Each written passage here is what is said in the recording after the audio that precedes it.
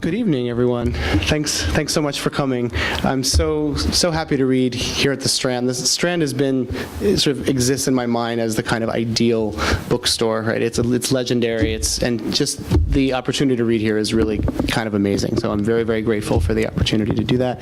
And I'm absolutely thrilled to read with my friend Ann Hood. I'm really excited to have our discussion afterwards. And you just can't help but love everything about Anne, not just her writing, but herself. And so this is just a really, really great honor to read with you. Thank you. I'm going to read just for it's actually about 12 to 13 minutes last time I timed it, so you get a little bit of a break. And I'm going to read, just going to start from the beginning.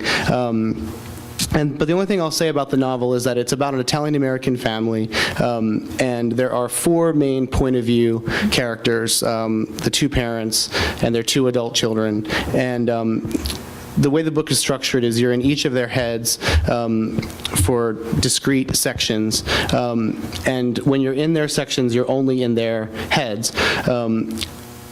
Except for the mother character. The mother is the only character who can kind of intrude, and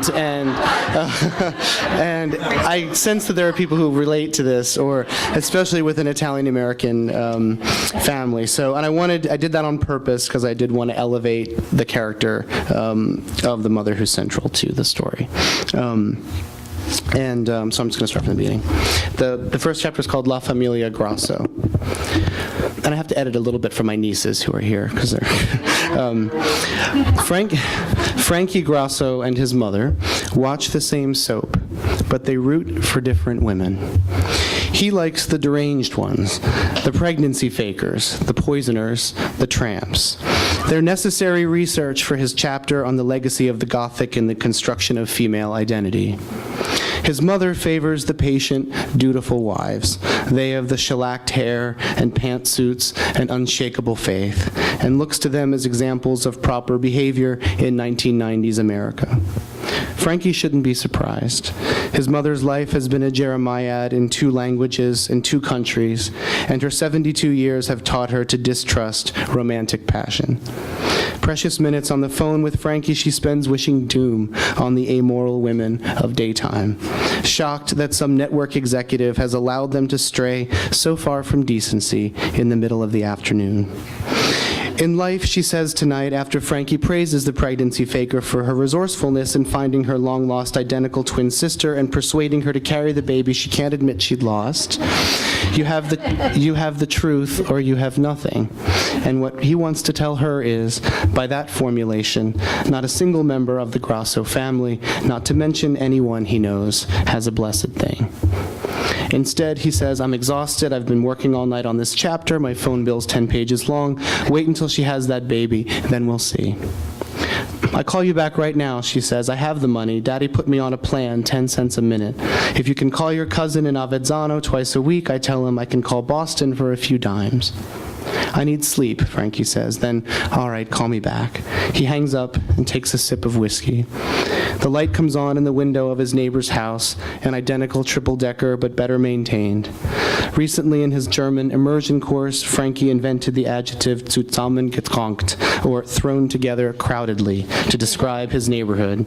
He loves his word, which looks and sounds like the claustrophobia it conveys, and connotes the grime and desperation of those thickly settled towns that surround and choke a city. This is your home now, his mother said the one time she visited. She stood on his crumbling front stoop with her arms outstretched, facing the vista of chain-link fences and vinyl siding. It's ugly, but it's yours. Sorry. You'll never want to leave. It's only a 6-hour drive, he said. I'll be back all the time.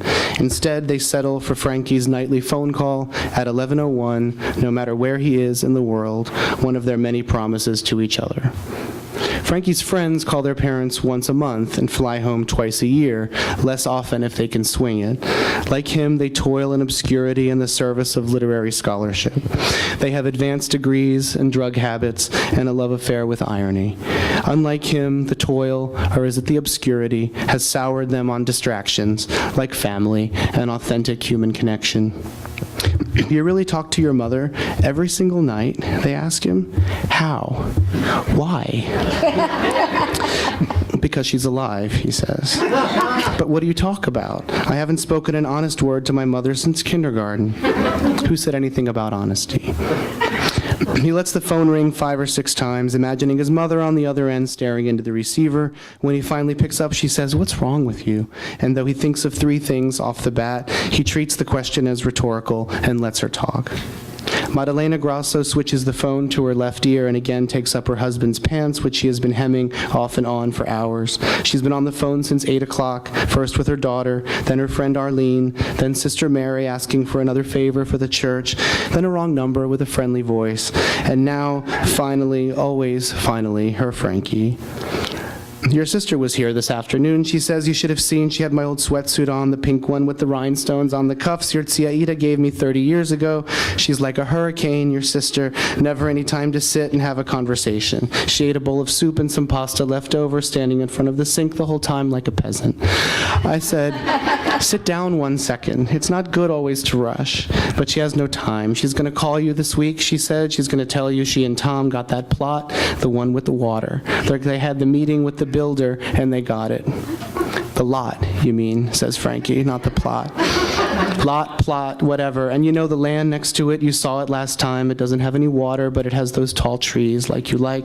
It's an acre almost for sale, and I was thinking, Daddy too, how beautiful it would be for you to live next door to your sister. And you won't have to throw away all your money on rent anymore." "Who's got that kind of cash?" Frankie says. "Though if he doesn't shut her down now, she'll offer at least a down payment, a cut of the money she and his father have been saving in his name since the night of his conception, a night she has told him about in more detail than was necessary." For a moment, Frankie allows himself to imagine the unimaginable. He and his girlfriend, Professor Birch, clearing the brush from their little strip of yard, she in her tank top and hairy armpits and army-issue boots, waving to his sister and brother-in-law from across a koi pond. Professor Birch is not the type for big Sunday dinners cooked and served and cleared by women for shared acreage for lawn care. She is exactly the type of woman his mother was afraid he'd meet in the big city. With or without Professor Birch, Frankie has no plans to move back to the suburbs, a fact he can never admit to the woman at the other end of the line. He has been called to a bigger and deeper life, far from the narrow bed in which he was planted.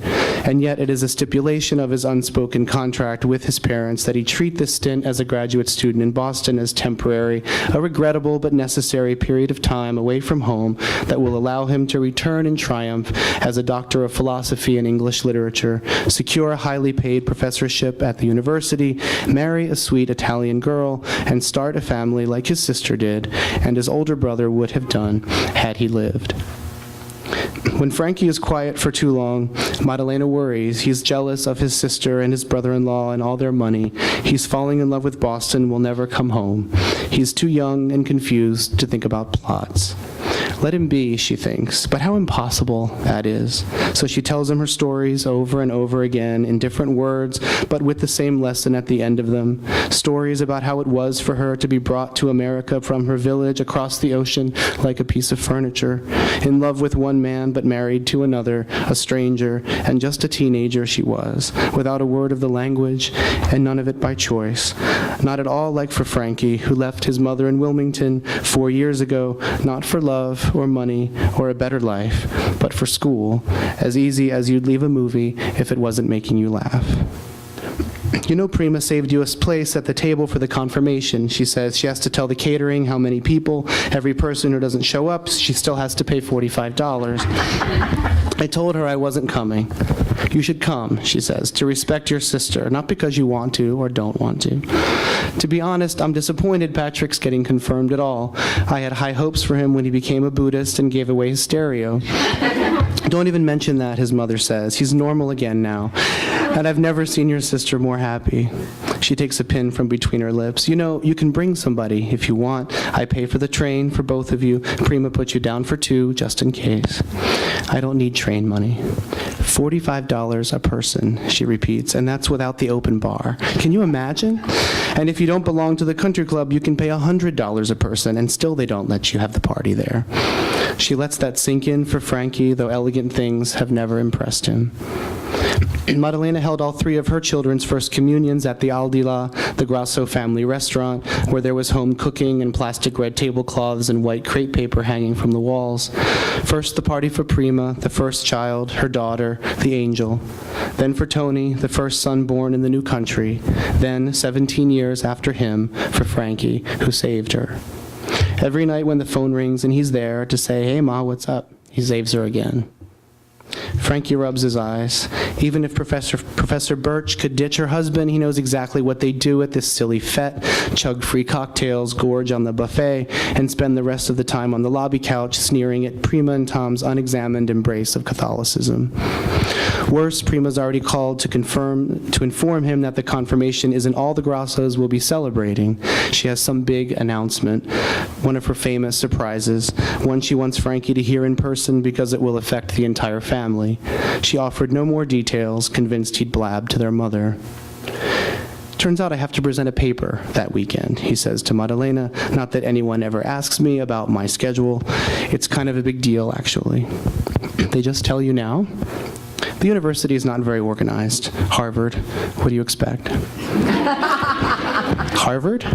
Yes, Harvard. Does that make it all right? I can miss the formal induction of my innocent nephew into the racist, sexist, xenophobic institution known as the Roman Catholic Church if I'm speaking at Harvard. Do they pay you? Something like this you don't do for money, he says. You do it for the prestige. The truth, of course, is that there is no paper and no invitation from Harvard, which won't even let Frankie into its fortress of a library, let alone the Millennium Reproaches, Anxiety and Authorship in the Fin de Siècle conference. There is certainly no prestige. Despite employing some well-connected and widely published professors, Dr. Birch among them, Frankie's graduate school is solidly second tier, and Frankie himself is passionately meeting, but not far exceeding, its modest expectations. Upon earning their PhDs, he and his classmates can expect not tenure-track positions at coastal universities or the Seven Sisters, but if they're very lucky, comp and rent jobs at mega state schools in Des Moines or Tallahassee or some other regional airport city. As far as Frankie knows, he is the only one sleeping with a professor, an advantage he counts as distinct in the job market. Your sister will be devastating, his mother says, but school is more important. I'm sorry, Frankie says. I really am. The semester strung me out. I'm not myself. Tell everybody I feel terrible. Do what you have to do, Maddalena says. That's why you're up there. Work hard, stay straight, drink some whiskey. It helps you sleep. Excellent idea, he says. Good night, she says. I love you. Love you too, Ma. Good night. Good night, Frankie, she says. I love you. I love you. It's important to her to say the words until she's sure he's hung up. Bye, Ma, Frankie says. I love you. Bye. It's important to him to say the words until he's sure she's hung up. And once again, she has spared him. This time, as so many before. How easy life can be, Frankie thinks, when your mother knows so little of the world and you are not her favorite son. Thanks.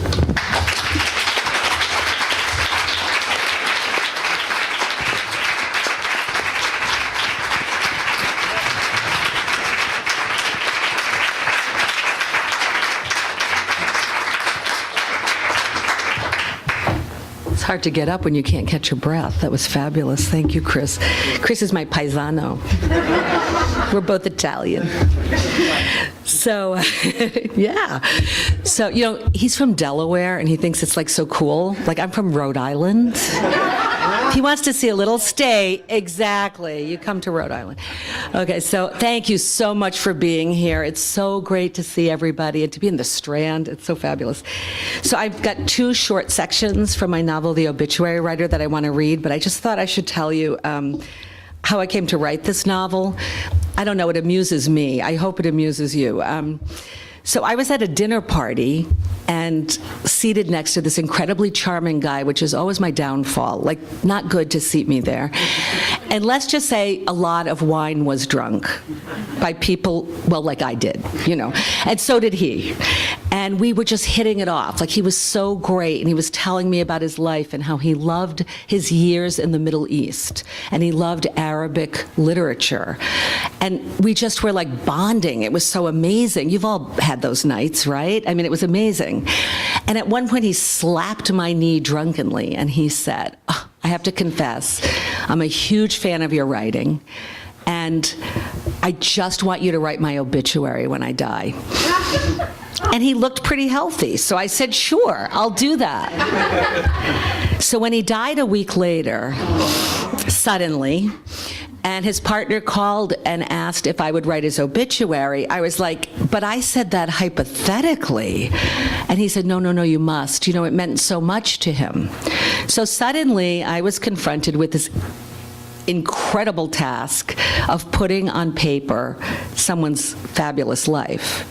And you know, I happen to be a lover of reading obituaries. I even have a favorite obituary writer, Robert McG. Thomas, who maybe many of you love too, who used to write for the New York Times. 52 McG is one of the best books ever. You have to get it. His collected, Lori's nodding, of course, collected obituaries of Robert McG. Thomas. But to read them and admire them and to write one is completely different. And the thing I loved about Robert McG. Thomas's obituaries was, true, some were for famous people, but most of them were for ordinary people. And he had this way of making these ordinary lives extraordinary, which is something I like to do in writing fiction, and maybe that's why I loved his obituaries so much. And this is what I wanted to do for this man, Stephen, who I really did not know. So I called all the appropriate people, you know, friends that had gone to school with him and relatives, and they're all incredibly sad, obviously, yet they always say the same thing. The date he was born, where he went to college, the year he worked for this company, the year he did this. And at the end, what I had was a resume. And I thought, no, I have got to honor this guy. I made this promise as drunk as I was. I will honor it. And so I didn't know what to do except call them again and ask the very question I asked the first time, which was, tell me about Stephen. And the second time, they started telling me amazing stories. And I saw before me, unfolding on this paper where I was writing notes, a real life and a real person, and all of his extraordinary beauty in his ordinary life. And as soon as I wrote that obituary, I knew I wanted to write a book in which a character does that. So my obituary writer, Vivian, has lost her lover in the 1906 earthquake in San Francisco. Much of this we can talk about later, because how did I get from that to 1906? That's a whole other story. And she has actually spent her youth searching for him, believing that he's alive, even though every indication is that he is not. But like many of us who have lost people, she believes that if he died, she would know. He would send her a signal. He would never just leave without letting her know that he was going to die. So she has spent her life looking for him. So she's the obituary writer, Vivian, and her story alternates with a woman named Claire, whose whole story takes place in the 24 hours in which JFK is inaugurated. And she is an unhappy suburban housewife who is a couple years before Betty Friedan. So she's feeling things that just a few years later, women would be talking about, but that no one is talking about. So she has no one to talk to about her unhappiness. So I'm going to start with Claire's point of view and read a short section, and then read a short section from Vivian, the obituary writers. And all you need to know really about Claire is, one of the things I really thought about is, I know she was of a generation in which that's what they believed. You know, you marry the right man and you will find happiness, and you don't leave. But I thought, how did they get there? You know, how did they get to that place? And so I'm going to read the section called What Her Mother Taught Her, which was my sort of imagination deciding how she got there. Claire came from a generation of women who did not question things, a generation raised by women who did not question things. Before her mother died, during the 16 years when they got to be mother and daughter, she taught Claire the things she believed a woman needed to know. Always wear a hat to keep the sun off your face so you don't get wrinkles. Moisturize every day. Never go to bed with your makeup on. If you put Vaseline on your hands and a pair of white cotton gloves over them and go to bed like that, your hands will always be soft. A man likes soft hands. Always get up before your husband so that you can do your own morning routine in private. Make yourself look pretty. Have his breakfast ready when he wakes up. Keep up on current events. Agree with your husband's opinion, even if you think he's a horse's ass. Buy lard fresh from the butcher and use it in fried chicken, pie crusts, and 7-minute frosting. The key to a perfect dinner is to serve meat with a starch and a vegetable and to always have candlelight. Everything tastes better when eaten by candlelight. Know how to sew a hem, darn a sock, replace a button. These skills help make you indispensable. Never go to bed with dirty dishes in the sink or cigarette butts in the ashtray. Never refuse your husband's sexual desires. Get your hair done every week. When asked to bring something to a dinner party, bring it on a plate that you will leave as a gift. Always let the man drive. Always let the man take out the trash. Always let the man mow the lawn. Always wait for the man to open a door for you. Always wait for a man to light your cigarette. A woman needs to know how to swim, skate, and ride a bike. Never swear in front of a man. And Claire, honey, love goes out the window when there's no money. A woman knows how to live on a budget, to stretch $1, to cook hamburger meat at least 6 different ways, in patties and Salisbury steak and chili and poor man's beef stroganoff and sloppy joes and meatloaf. Her mother spoke, and Claire listened. At 30 cents a pound, her mother would say, I can make 4 of these, 1 for you, 1 for me, 2 for Daddy. Claire watched her mother, always in a dress covered with an apron, always in high heels and earrings, move around the kitchen like it was a dance floor. The wallpaper was yellow, with a pattern of red and blue teapots. The stove and refrigerator matched, both a shade of yellow that even now, when Claire saw something that color, made her miss her mother. If she closed her eyes, she could even still smell her mother's Aquanet. Why does Daddy get 2 patties? Claire asked. Number 1, her mother said without breaking stride, slicing tomatoes and shredding iceberg lettuce, he's worked all day. Number 2, because women have to watch their weight. On warm nights, Claire and her mother sat together on the glider on the screened-in porch and listened to the crickets. In the distance, where the houses stopped and the fields began, they could sometimes see fireflies. Watch, her mother said. They flash for 6 seconds, then go dark for 6 seconds, like Morse code. What message are they sending? Claire asked. The males call to the females. Look at me, look at me. Claire smiled, but her mother looked serious, staring off at the light show. Are you happy? Claire blurted. Don't be silly, her mother said softly. How do you know when you're in love? Claire used to ask her mother. You just know. Such an unsatisfying answer. Claire would scowl and try to figure out what her mother meant. How did you know you loved Daddy? Claire asked. This time her mother did not hide her smile. He walked in a dance and I saw him and I thought, that is the man I'm going to marry. Claire sighed, frustrated. But how could you know? Don't wiggle, her mother said. He had confidence. Broad shoulders, a certain way of entering a room that told me he would be a good husband. This was before the world went crazy, of course, her mother said finally. I don't know, people were more hopeful then. You knew you loved him because people were hopeful? Claire persisted. Her mother laughed. Yes. I feel hopeful, Claire said, even though she didn't.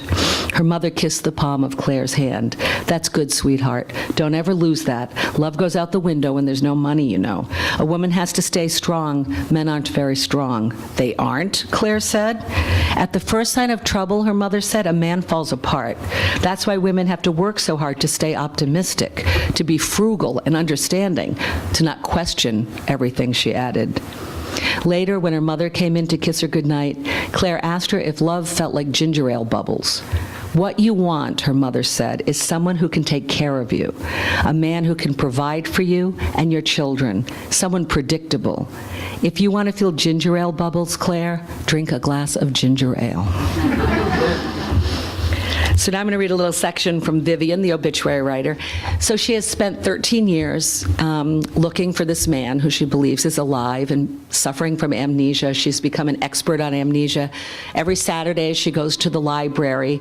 Because of the earthquake and because of World War I, there actually were men roaming around the country without identities. some by choice and some not by choice. But she investigates all of them. And she finds a man, when she reads the Denver Post, who the hospital has said has amnesia, and it's kind of put out like sort of a classified ad about. And she writes, and they send her more information. And he has in his pocket a key to the Hotel Majestic in San Francisco, to room 208, which is the room where Vivian and her lover David spent their first night together. So she is convinced that she has found him. She believes she will get to Denver, and the hospital people will be waiting for her, and they will hand him over to her, and she will make him better, and they will spend their life together as she believes they should have. And here's what happens when she arrives in Denver. Vivian had not expected the sophisticated city of Denver, and she had not expected that she would be one of more than a dozen women who had come to identify the man with amnesia. But she found herself sitting in a waiting room off the lobby of the hospital with other women, all clutching the same newspaper clipping. They had come from Chicago and Wyoming and Ohio. One woman had come all the way from Philadelphia. There was a nervous energy in the room. The woman from Philadelphia's leg jumped up and down, and one of the women from Chicago tapped on the table in a rapid pattern. No one spoke. What was there to say? Every one of them wanted that man to be their husband or brother or son or father. The door opened and a tall, thin woman walked in, twisting a white handkerchief in her fist. "He's not my Simon," she said, as if she still could not believe it. "My Simon went to war and didn't come home." The women all looked down at their laps, ashamed to show their relief. If the man was not her Simon, he could still be their Mark, or Reginald, or Jonathan, or David, Vivian thought, as she too avoided the woman's face. A woman holding a clipboard entered. In a loud, crisp voice, she announced, "Martha Vale." From beneath downcast eyes, everyone peeked as the woman Vivian had shared the taxi with got up, smoothed her skirt, and patted her hair into place. She straightened her shoulders and walked out the door toward the man who had forgotten who he was.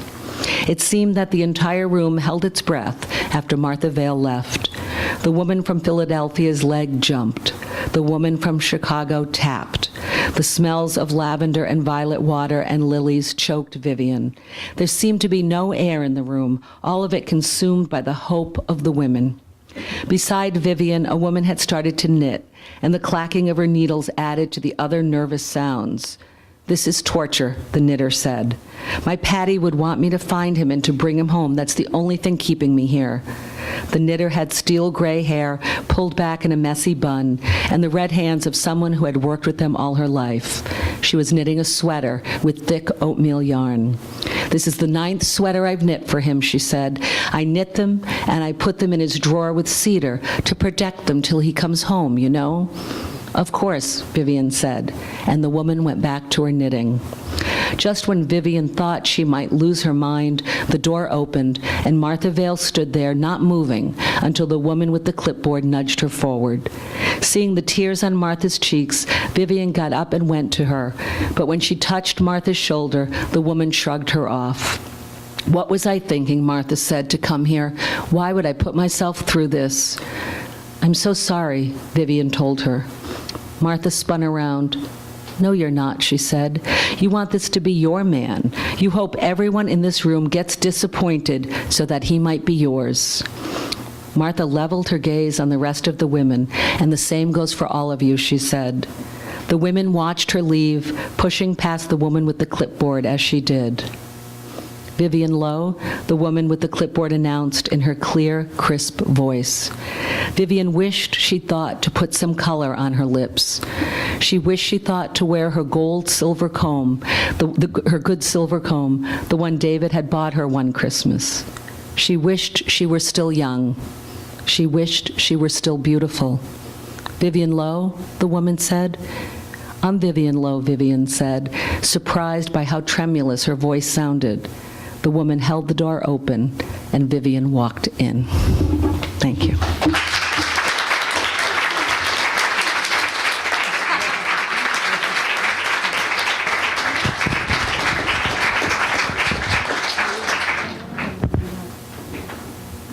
Okay. Yeah.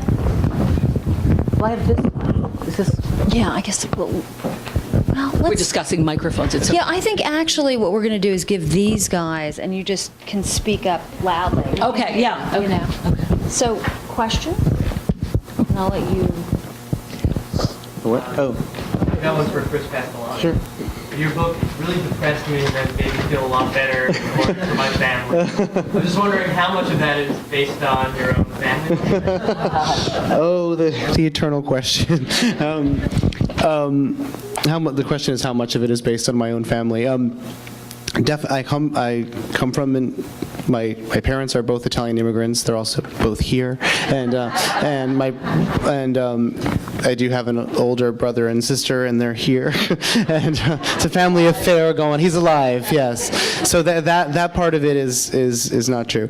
I definitely started with my family in mind, and then and some of the dialogue and a little bit of the storylines are kind of stolen from real life, but it wasn't interesting to me to write about my actual family. The as wonderful as they are, the imaginative process of writing is about discovering and about sort of figuring out who these people are and how they're connected to each other. And so for every single character, I changed something very fundamental to that character, so that I would force myself to create someone different out of someone in whom I had already a little bit of grounding. So it was really important to ground myself, and then I had to change a lot.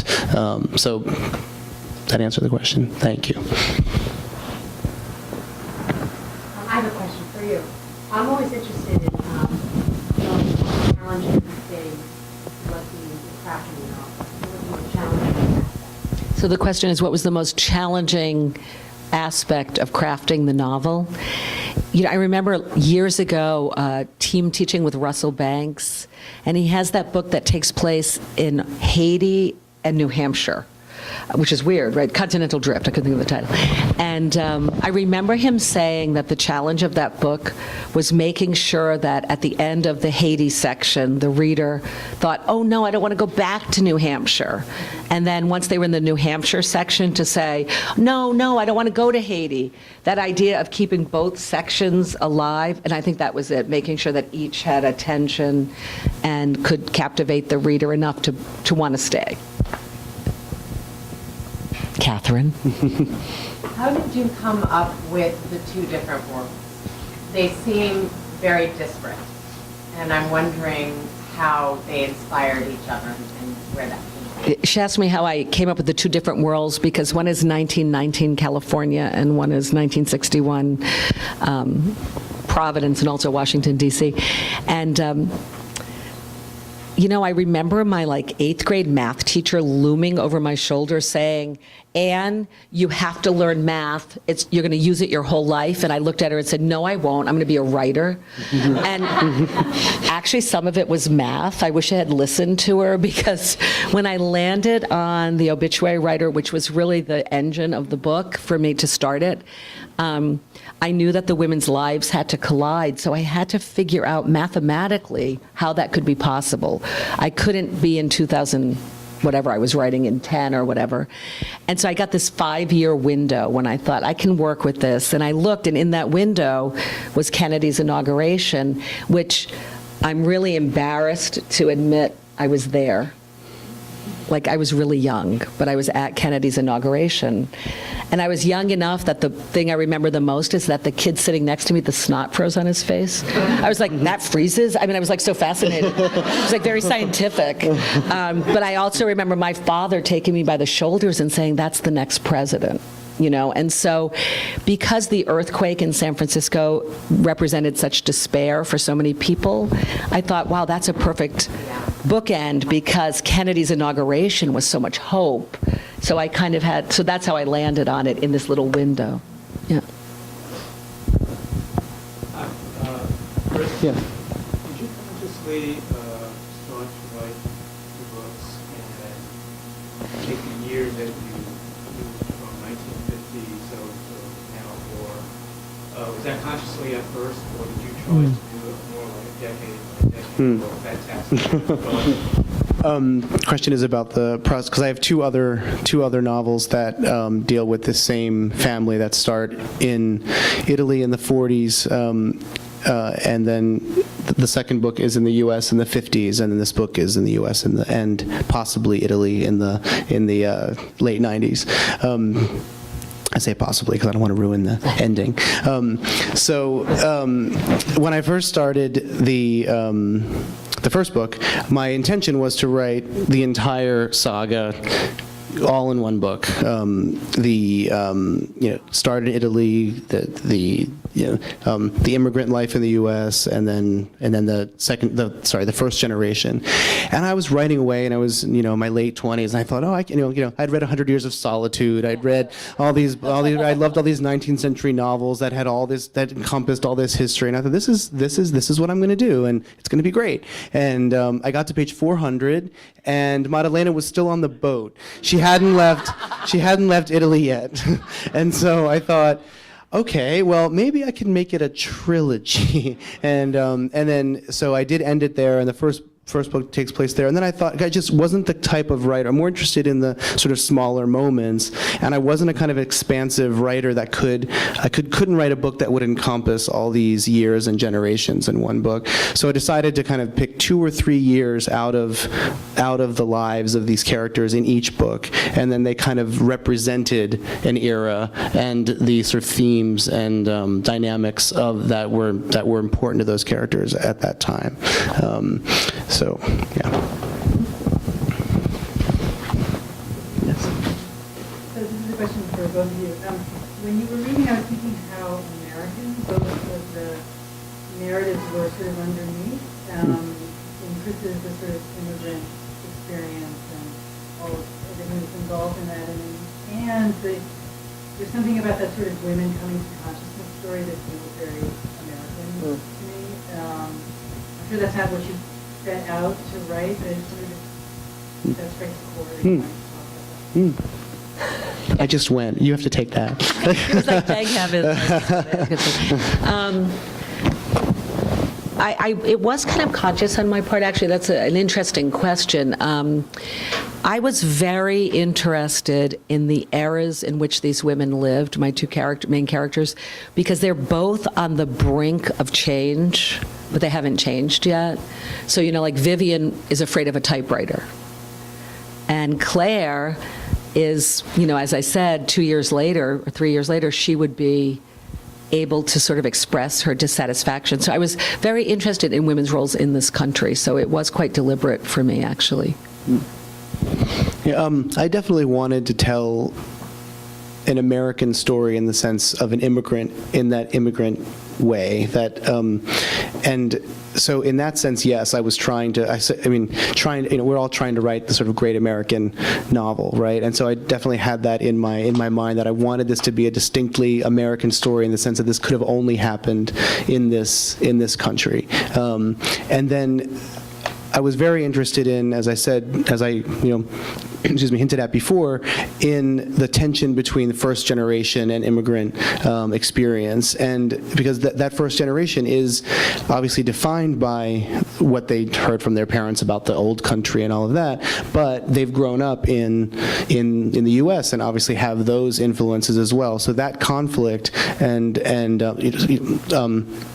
struggling with that internally and also externally with the other generation was something I was interested in. And somebody wrote to me who'd read it and said something to the effect of, I love that you're writing about this immigrant generation. And she said that she felt she was I think second generation, and she said that she'd always felt that she was born into a loss as a second generation. And I thought that's an odd way of putting it. Most people think that they're born into this great tradition, but she felt like that she had been born into a loss because she never experienced that, and yet it was sort of haunting her. So she was sort of mourning something she'd never actually experienced, which made it feel like a loss. So I kind of wanted to get at that as well. Hi, this question is for Anne.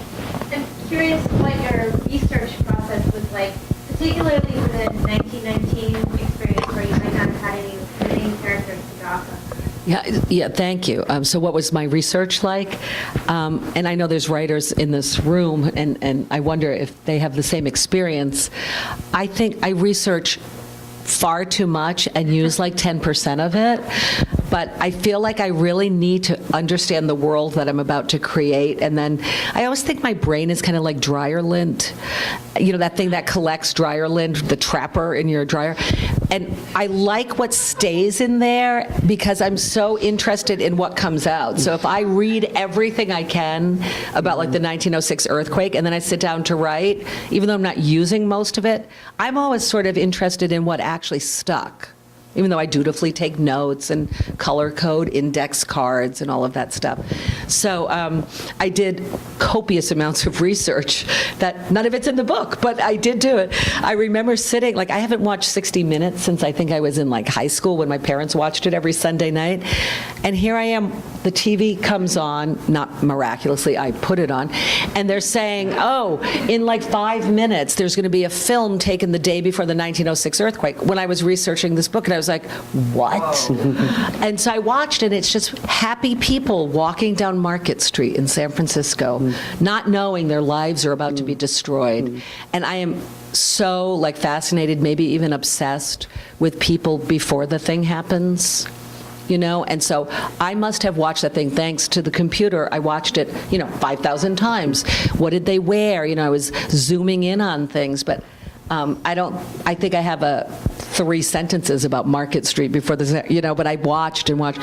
So all of this is to say a lot of research that isn't actually in there, but I think I needed to do it to know what I was going to draw. I was just going to say that as an actor who does ridiculous amounts of research, I know that what you researched is in your book because it affected the choices you made for your character. Yeah. Right? Yeah. I mean, it helped you with the voice and the understanding of who that person was from what they were experiencing. Yeah, so she's saying that it does come out in the book, just not necessarily in a direct way. In the way that Yeah, you- yeah. I'd love to hear Chris answer that question. Oh, about yeah, it's a similar. It definitely had a similar experience. This book didn't require too much research, but for my other 2 books, it required a lot of research. And I had the exact same approach. I just kind of immersed myself in the world for a while, read a lot of primary sources, newspapers, watched films, and read letters, diaries. All that stuff was so important. Used 10% of it, but it kind of it seeped into you, and then it formed your sensibility, and it put you in that world, and gave you a kind of authority. It gives you a kind of authority to do it. So you kind of need it as a way of just kind of to form yourself as a writer to take on that kind of project. I thought it was interesting that you mentioned the mother and son watching soap opera together. I used to watch all my children with my son. Who's now med student. Right. Stopped after a while. Although you might have revealed this before about the timing of this new book, did you write the book before they canceled all the soap operas? They canceled all the soap operas? What? Really? When I was in graduate school, my 2 roommates and I, we were all these super pretentious English lit types. We were all very, studious and went to all of our classes and did all of our work and had very high level discussions. And every single day at 12:30, we would literally run from campus to get home to watch Days of Our Lives. And It's a good one. Yeah, absolutely. And so and then I actually got my mother hooked on it because I would say, I'm watching this great show. Have you heard of it? And then we would actually. The way I describe it in the book is not exactly how our discussions would be, but we would talk about it, and then I would watch it during the day, and she would tape it and watch it at night. So when I talked to her, she hadn't seen the episode, so it was really hard for me sometimes not to reveal what had happened. Of course, I think the same storyline is still going on right now, because since 1994 or 5, whenever that was. So yeah. What scared me about Chris's reading was that I'm the Italian mother. That I am the one making my son call me every day. All of a sudden I was like, oh my goodness. Yes. It is said that there's no more editing that goes on, and I'm wondering whether there was a lot of editing that went into either of your books, or there was a lot of editorial, suggestions. I mean, I happen to be blessed with one of the best editors who's actually here. I mean, sometimes you want to shake her, but she edits and is appropriately tough, and I don't think my books would be as good as they are if they weren't edited by her. So I think that's a myth. Yeah. Yeah, I think while it's certainly true that at publishing houses it's harder and harder for editors to actually spend their time editing. They have to sort of push books through. I'm lucky enough that at my publisher, the editor, they don't publish that many books, so they can really spend time really thoughtfully editing each book. And I remember when I got my editor's letter, she had let me know before. She said, this was a very clean manuscript. I didn't have that many comments. And I was like, wow, I was kind of happy. I didn't have to do much work. And then I get it, and every page is covered in little nips and tucks. And I emailed her, and I said, you call this not a lot of edits? She said, oh yeah, this is half of what I usually do, And so that was amazing. It was an amazing experience for me to have that kind of attention being paid to, the rhythm and the word choice and all of that. But before it even got to her, I had my former editor for my other two books, who's also here, work with me on those early drafts, and writer friends. I mean, it goes through so many permutations and big macro edits before it gets to obviously time for the micro editing. How does that work as an aspiring writer who doesn't write enough? I'm Rose, by the way. So if the edits stay final, or do you get to say, no, I'm leaving that in, I don't care, it stays because... Kind of you pick your battles, and I think there's no real answer. I think it's a kind of complex negotiation. Certainly there are things that every writer just would not. There are things that would not change. Like for the example, the ending of my first book, my agent actually wanted it to be happier. And we wanted the person to end up with the other person who they didn't end up with. And it was absolutely against the project of the book. Right? There was no way that was going to change. But there were other things that along the way that I had thought I couldn't give up, and then I realized, okay, I think I can live with this change. So it's this really complex negotiation that goes on, and you have to kind of you give up a lot, you have to trust a lot, and then you have to somehow figure out your own how your own artistic integrity works with these things. So. Yeah, I completely agree. I mean, it isn't as definitive as that, like you're fighting for one thing and they're fighting. I think you're both, it's more symbiotic. Mm-hmm. You're both wanting the book to be the best book it can be. I know with my darling writing students, sometimes it's really hard to hear what's not working, but I think a good editor has a way of not rewriting it or even fixing it, but just pointing out why it doesn't work. So it's still you kind of coming to, or at least they make us believe it's still you fixing it, so it's not acrimonious, really. It's more a partnership. Oh my gosh. For Uncle Chris. Since you had to take members of our actual family, Oh God. sort of like recreate them, Yeah. which ones evolved into your favorite? The unasked question, was it me? Yeah. I wasn't in the book. That's right. Not yet. You're in the next one now. Your dad was dead. That's right. The character based on your father does not make it, unfortunately. Yeah, right. Which character? I mean, gosh. Yeah, I know, right? How do I answer that? They're all here. No, they're not all here. They're all here. They're not all here. I think that.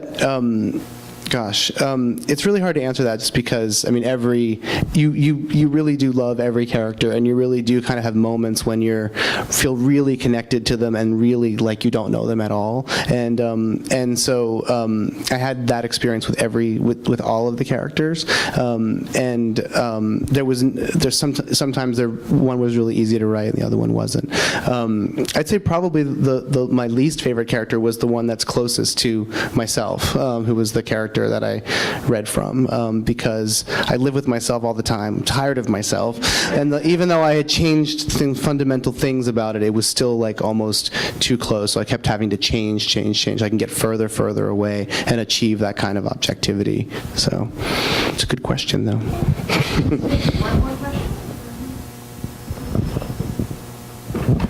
All right, well, thank you both very much. Thank you, everybody. Thank you, Anne. Thank you, everyone. Thank you, Anne. Thanks, Chris.